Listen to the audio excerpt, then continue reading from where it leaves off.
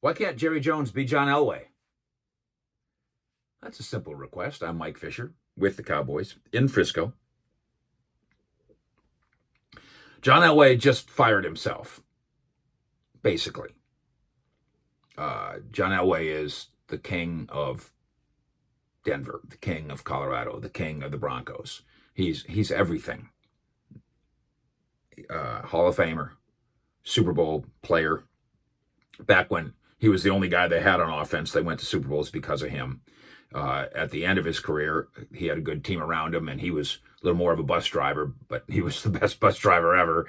And Super Bowls again, and then goes into the front office in Denver after everything he touched turned to gold. Now, I don't know about every steakhouse or every car dealership or whatever, but John Elway, if John Elway slapped his name on it in Colorado, it had significance. In that sense, he's a lot like Jerry Jones. Now, you ride with me on the parallel. No, Jerry Jones didn't play in a Super Bowl, but Jerry Jones is an iconic Hall of Fame figure. He's a famous Texan, and more than that, famous all around the world, same as John Elway in that regard. And John Elway volunteered to step aside, to make room for somebody else so he could move upstairs away from the day-to-day operations of football. Now, he's still a Broncos, I don't know what his title is, but he's still a Broncos whatever, and he'll still be the general manager's boss, but he'll play more golf, and he'll probably wear more suits, and he'll do more executive-y things. Why can't Jerry Jones do that? I'm not saying he will. I'm not even saying he should. I'll go short of saying he should. What I'd like to examine with you today, by the way, thank you for subscribing to the Fish Report and telling your pals and hitting that bell so you know when we're on. I would like to suggest to Jerry over a couple of Johnny Walker Blues that if Elway can think about it, if Elway can do it, you can think about it. You have to, first of all, look at the evidence, and Cowboy fans are well aware of the evidence. Since winning their last Super Bowl in 1995, the Cowboys have won more playoff games, four, than only 7 teams. They've won more playoff games than the Bears and the Dolphins, 3 each, Washington, 2, the Bills, the Browns, and the Bengals, and the Lions, 0. They've won fewer playoff games in the last 25 years than the Jets and the Jaguars. They're tied with the Titans. The Patriots have won 33. Wow. Packers, 18. Steelers, 17. Giants, 10. Falcons, 8. Jets and Jaguars, 7. Cowboys have their 4. Same as the Texans. Jerry Jones likes to say that if you work for yourself, you can't fire yourself, that you're obliged, you're tied to yourself. But John did. Now, again, Elway's not the owner of the Broncos. He's just the biggest thing there ever was. They're not going to ever really fire, I don't think, John Elway. Fire him. They're going to move him up and over. And he moved himself up and over as part of this. And let me tell you the reason why. I just recited for you the Cowboys' 25-year playoff record. Here's what John Elway realized in Denver. They went to a Super Bowl. And then for the next 5 years, they didn't go to the playoffs. That's the first team in NFL history to achieve that dubious feat. Super Bowl, and then nothing in the ensuing 5 years. At which point, the general manager of the Denver Broncos didn't fire himself, but he moved himself. He recognized, we need a change. This isn't good enough. I'm not good enough. Now, Elway may hire a puppet general manager. I bet you he won't, but I bet you they'll hire somebody that's highly capable and competent. I bet you it'll be somebody from outside the Broncos organization. I bet you it'll be somebody with credentials. I brought this up on the air the other day on 105.3 The Fan, and of course, naturally, the conversation turned to Troy Aikman. Troy Aikman, who is a better example of the John Elway of Dallas than our example of Jerry.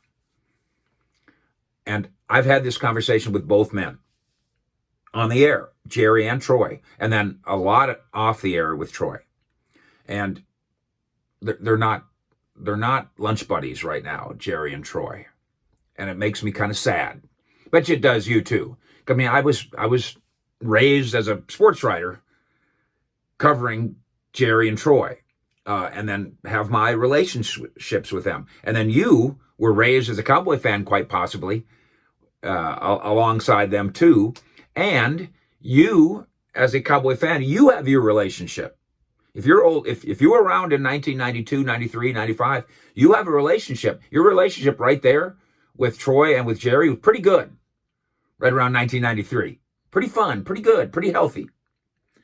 So, I'd love to see, mommy and daddy getting along. And they're not, and they don't. So the idea of them going to lunch and kicking around some ideas and bringing out the big yellow legal pad and saying, well, Troy, Mr. Troy, well, what do you, instead of saying it on the air on Fox, why don't you say it to me?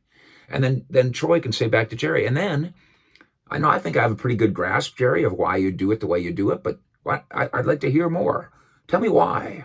Down deep why.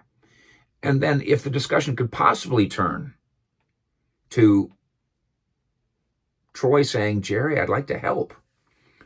Or Jerry saying, Troy, I'd like you to help. Where could it go? And I'm certainly not predicting this because I think we all know Jerry's position here. But I would love to have that lunch happen and then have Jerry say, well, Troy, why don't you come aboard? And then not Troy say, okay, but I have to be the general manager. I have to have unilateral control. Because if you own the Cowboys, you wouldn't give Troy Aikman unilateral control. You wouldn't. If you owned them, you'd be involved in them. I own a bar. I'm involved. I'm not back there mixing drinks, but I'm involved. The place needs a paint job, I grab a paintbrush. Right? Seriously. Somebody drops a glass, I grab a broom. For real. So why shouldn't Jerry grab a broom? That's okay.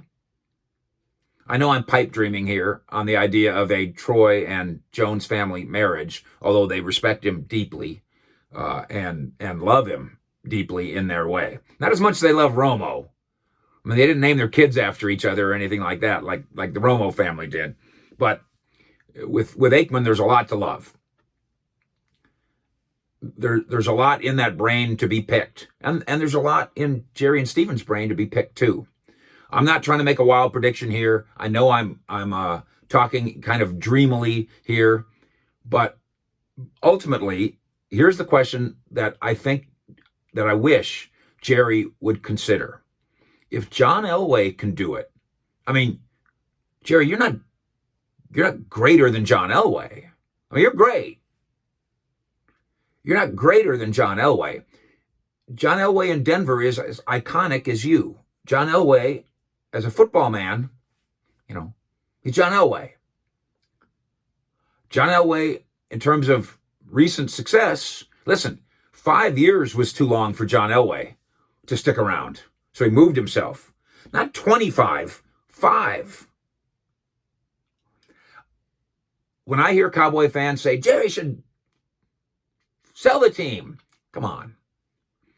Would you, if you were the Joneses and you invested, you dug under seat cushions in 1989 so you could buy the Dallas Cowboys for $158 million. And 30 years later, you've turned them into a $5 billion enterprise. Would you sell them? And you've got kids and you got grandkids. And would you sell them? So nobody's selling the Dallas Cowboys, like ever. But would you allow yourself to get help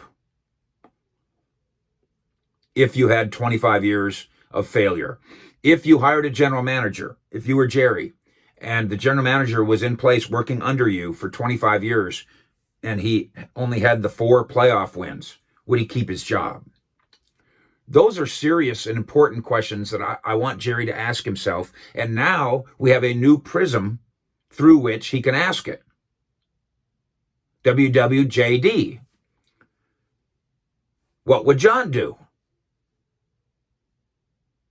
WWJD. What will Jerry do if he actually looked through the Elway prism? Fish out.